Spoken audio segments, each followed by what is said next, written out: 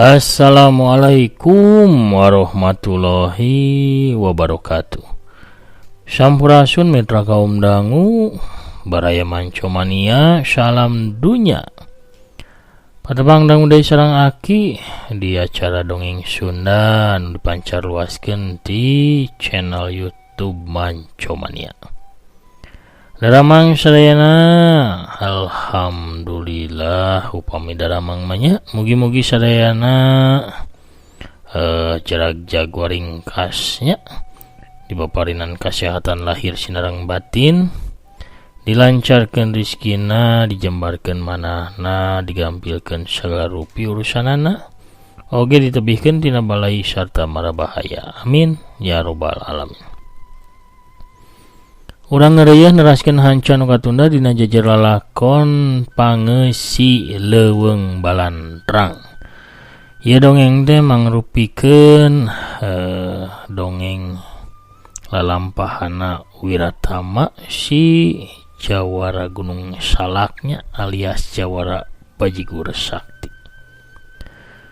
Ayeuna nincak bagian anu ka-11 kumaha lalampahan satrasna urang Bandungan wae sasarengan sakedap deui. Kangge anu nemean pisan manco pamiarsa nemean pisan ngadangukeun ieu dongeng mangaulah asa-asanya kantun di subscribe wae. Ditoel tombol loncengna supados saya notifikasi upami akin raskeun hanca dongeng. Hatur nuhun ka sadayana nu parantos subscribe, like, komen, oge nge-share dongeng-dongeng akinya. Mugi-mugi sadayana aya dina ginanjar kawiljengan. Urang geureuh deui atuh dongengna supados teu nyangkolong kana waktos mangga urang amparkeun samakna. Par samakna atuh sor bajigurna sareng kulub syukna mangga kaparayun sadayana prung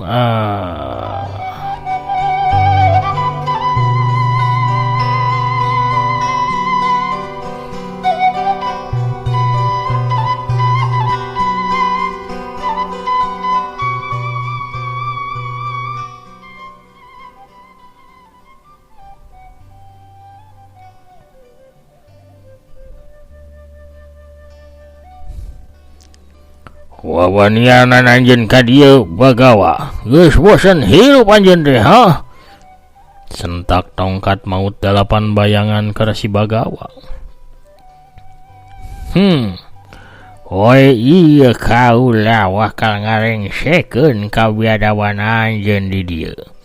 Siap-siap bae anjeun pikeun pindah alam. Tembal si Bagawa teleh geleng. Ukteukeun sia omongan anjeun teh Bagawa. Paling ge anjeun anu bakal dikirim ku kaula kaliang lahat. Hiat. Apa lamun musuhna lain tokoh sambarangan tongkat maut 8 bayangan langsung ngababadkeun tongkatna ngarah kana sirahna Resi Bagawa.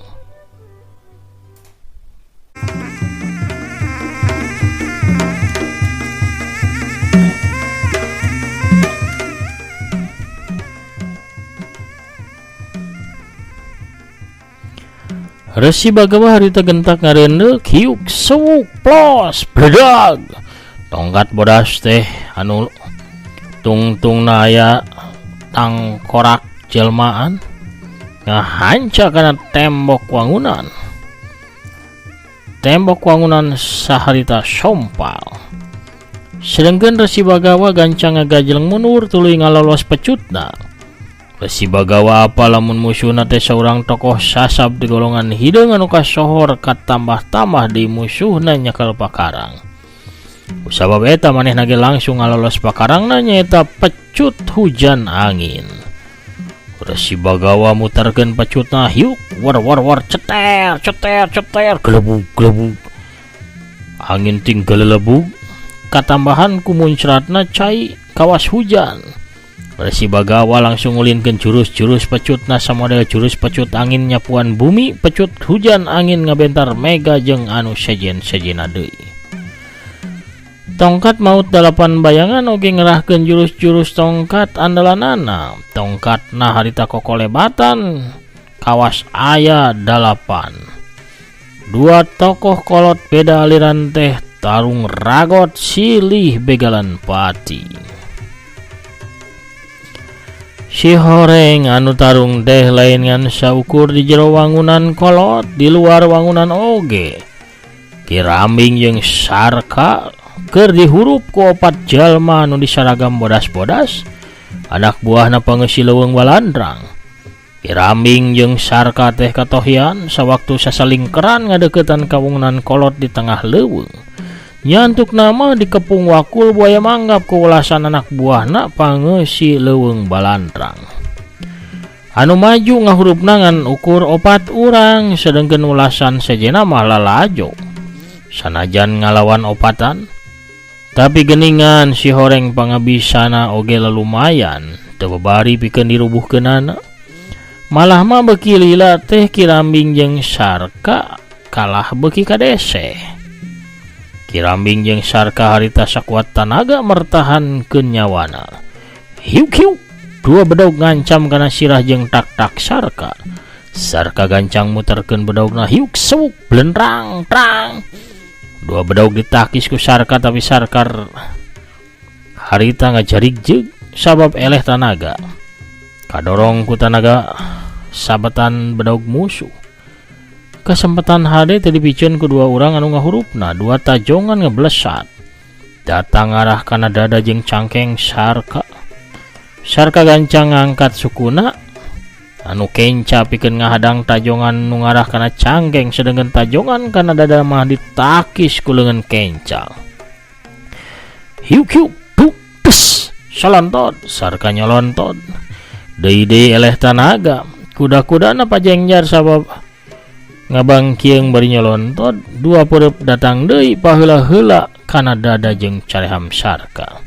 Sakali ieu mah Sarka teu bisa nyingkahan atawa nakis kana panarjang lawana sabab kuda-kudana keur pajengjar, awakna oge keur nyolontod, atuh teu antabarah deui. Keduk jabrot, ayah! Sarka ngagoak dayagdak juralit blug. Sarka teh labuh, dadana karasa nyeri jeung eungap, carehamna mani asa nyengsol. Tapi sanajan kitu sumangat si Jajaka pembantu utama ku Ciherang teh teu parem henteu ngenoran. Sarka gancang ngajelek-jelek hudang bari muterkeun bedaugna, sabab harita geus datang deui dua bedaug anu ngolebat rek ngarecah kana awakna.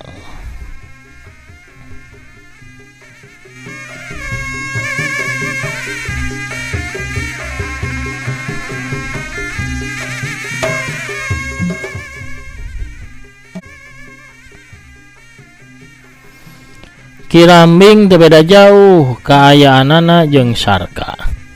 Manehna terus-terusan mundur didesek ku dua urang musuhna. Dua bedaug ting kolebat, nu hiji ngarah kana dada, hijina didatang ti handap rek ngabudal badilkeun eusi beteungna Kirambing. Kirambing gancang ngarempodkeun beteungna bari nakis bedaug nu nyamer kana dadana. Hiuk plos sewuk blendrang buricak. Kembang seudeu ngaburicak, Kirambing mundur dua lengkah sabab eleh tanaga. Karak ge Kirambing teh ngimbangan kana awakna. Dua bedaug geus datang deui paheula-heula, nu hiji rek narok sirahna, nu hiji deuna nyerepet ti arah gigi rek megatkeun cangkeng. Kirambing teh sempat ngagajleng mundur da puguh kuda-kudana ge henteu teteg. Manehna ukur bisa nakis bedaug anu rek meulah kana sirahna. Hiuk brendrang rempeyak, awak Kirambing rada ngarempeyak. Eleh tanaga jeung kurang tahanan. Sawaktu datang bedaug nu ngarah kana cangkengna, Kirambing teh ukur bisa ngagilekeun badana, tapi gerakanna rada elat. Congo bedaug masih sempat nurih kulit cangkengna. Hiuk bret, ayoh!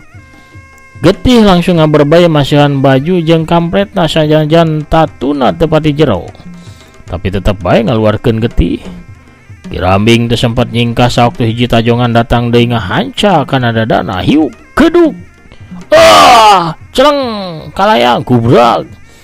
Kirambing labuh ngajengkang nang karak ka tukang. Sanajan geus kolot, tapi sumanget Kirambing masih ngagedur. Bari nahan rasa perih tina cangkengna anu tatu, Kirambing gancang hudang deui tuluy masang kuda-kuda anyar. Lawana atuh beuki penasaran ting salalabrut deui maju bari ngahembatkeun bedaugna sewang-sewangan. Sarka jeung Kirambing teh sateka pola mertahankeun nyawana. Sababaraha bagian badanna geus taratu beungeut sarta beungeut mah geus bararengep. Kirambing jeung Sarka teh teu beda jauh kaayaanana. Sigana bae sababaraha jurus deui ka hareup mah duanana moal bisa salamet.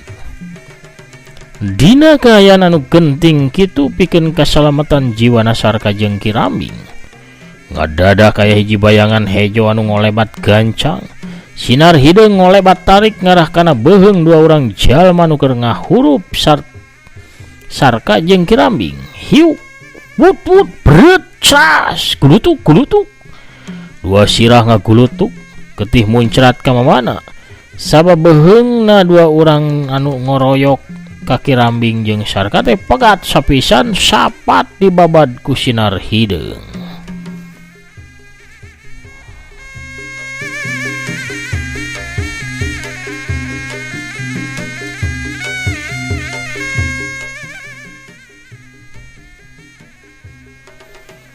Di tengah-tengah kalangan tarung, harita teh geus ngajega saurang jalma anyar pinanggih. Anu si oreng mah saurang wanoja geulis make papakean sing sarua hejo. Di leungeun katuhuna harita nyakal pedang hideung anu geus baseuh ku getih. Eta wanoja geulis anu bieu nulungan Kirambing jeung Sarka bari jeung nandasa dua urang nu ngahurupna. Eta wanoja teh taya lian Nyi Usniah pamiarsa. Masih emut ka Nyi Usniahnya? Pastinya. Nyi Usniah teh bebenena Wiratama, muridna Raja Pedang pamagat urat nu harita kabur indit ninggalkeun Wiratama ku sabab timburu ka Trijati. Aranjeun teh anak buahna Pangeussi Leuweung Balantrang. Nya lain anu ngaganggu bae kana katentreman warga lembur Ciherang. Gerawan ayeuna keneh pamimpin anjeun. Sina kaluar pikeun dibuntungan tabeuheungna ku kuring. Sentak Nyi Usniah leber wawanen nyentak bari muraleng ka jalma-jalma anu disaragam bodas. Kirambing jeung Sarka gancang ngadeuketan ka Nyi Usniah. Aduh nuhun kana pitulungna Nyai. Aduh mun teu ditulungan ku Nyai mah kumaha boa ieu Bapak jeung Sarka teh. Di mana Nyai teh? Apal ka ieu tempat geuning apal ka lembur Ciherang? Tanya Kirambing. Kuring teh papanggih jeung 12 jalma anu lalumpatan nuju ka lembur. Sawaktu ditanya maranehna teh nyaritakeun ngeunaan karaman Pangeussi Leuweung Balantrang. Anu cenah unggal Purnama mentas heba wanoja parawan ti lembur Ciherang. Ku kituna kuring teh langsung ka dieu. Untung kuring can telat.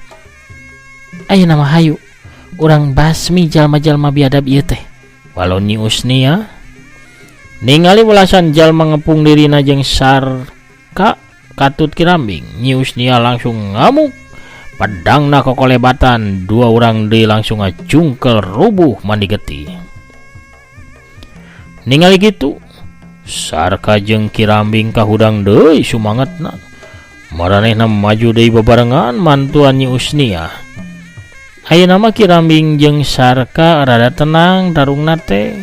Sabab aya jawara awewe anu mantuan ka maranehna anu katempona mibanda ilmu anu lumayan luhur.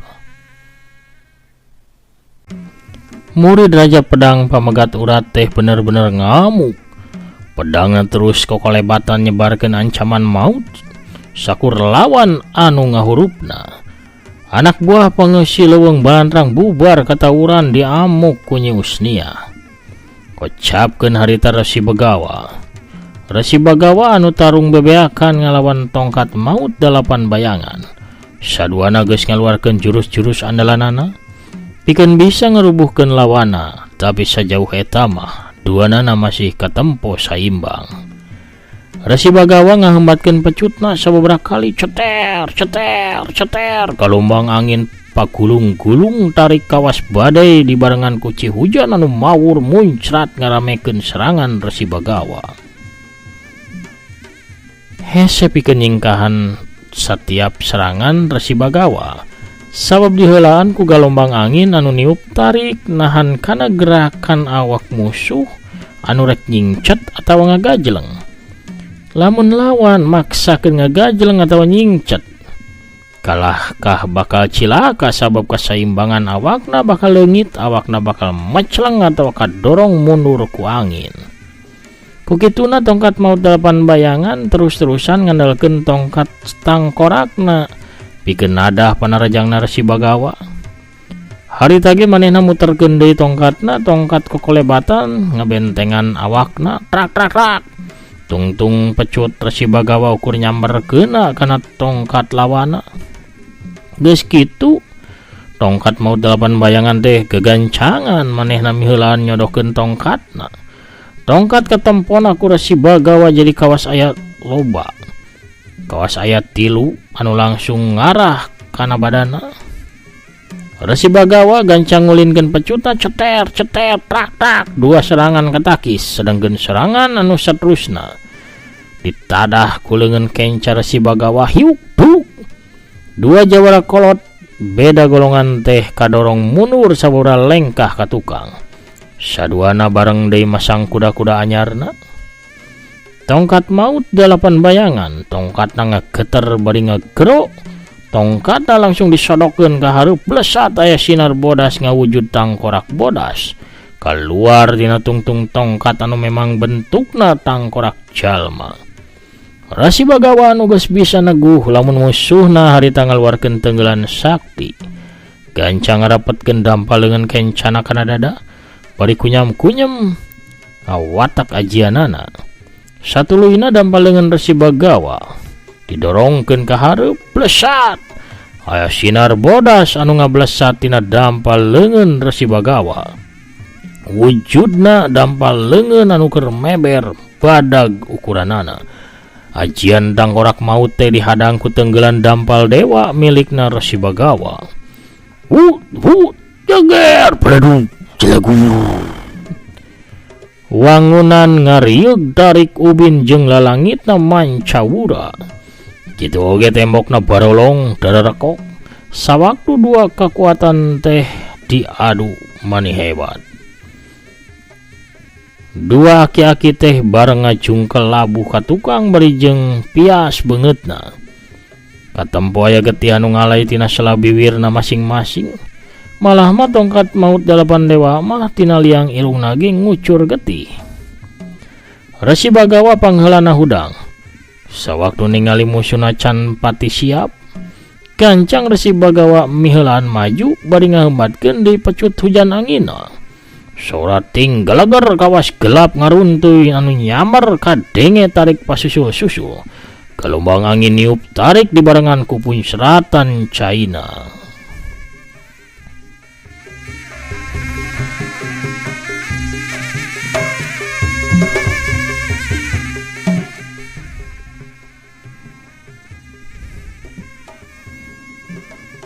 Tongkat maut 8 bayangan kakarake bisa nangtung. Muas sempat manehna pikeun nakis sabab kuda-kuda nage can siap. Sarta dadana masih karasa eungap pamohalan manehna bisa ngalirkeun tenaga jerona pikeun ngahadang serangan hebat musuhna. Nya antuk nama tongkat maut 8 bayangan teh nekad. Manehna maju mapagana serangan lawana bari nyodokeun tongkatna ngarah kana dadana Resi Bagawa. Hiuk but ceter keduk.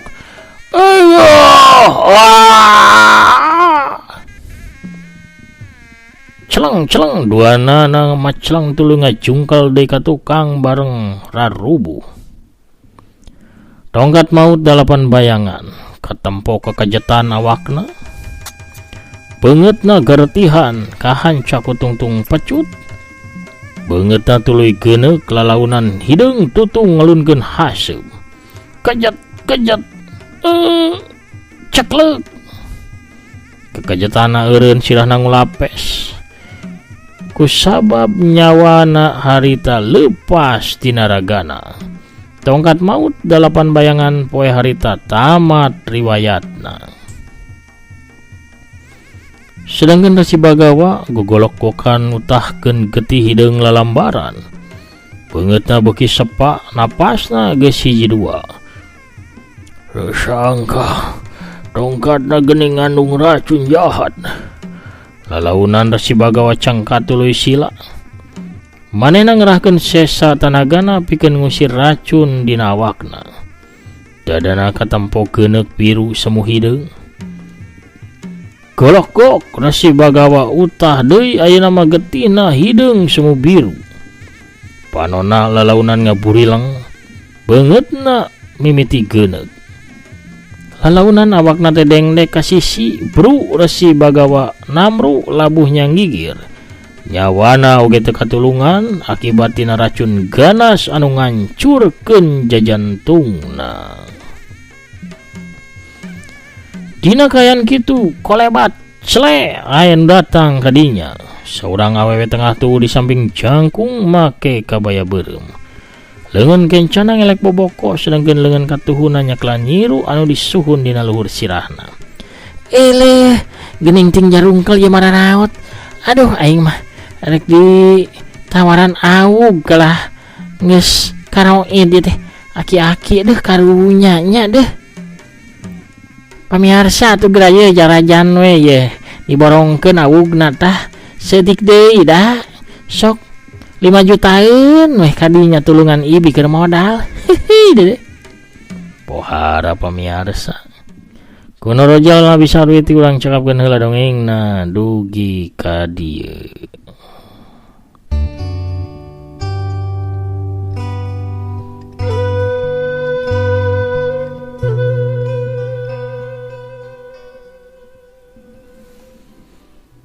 Pemirsa sadayana lalampahan Wiratama dina lakon Pangeusi Leuweung Balantang episode atanapi bagian anu ka 11 pangintennya ayeuna teh. Cag atuh urang teuneun heula di handeuleum sieum geusan sampureun urang tunda heula di hanjuang siang geusan alaeun. Urang sampur deui di bagian anu salajengna engke panginten pamirsa. Hatur nuhun pisannya kana sadaya rojonganana pidoana oge tos satyangan ngadangukeun dongeng-dongeng aki. Hatur nuhun pisan sakitu heula pangintennya anu tiasa kapihatur.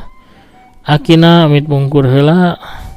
Assalamualaikum warahmatullahi wabarakatuh. Permios cagah hanca.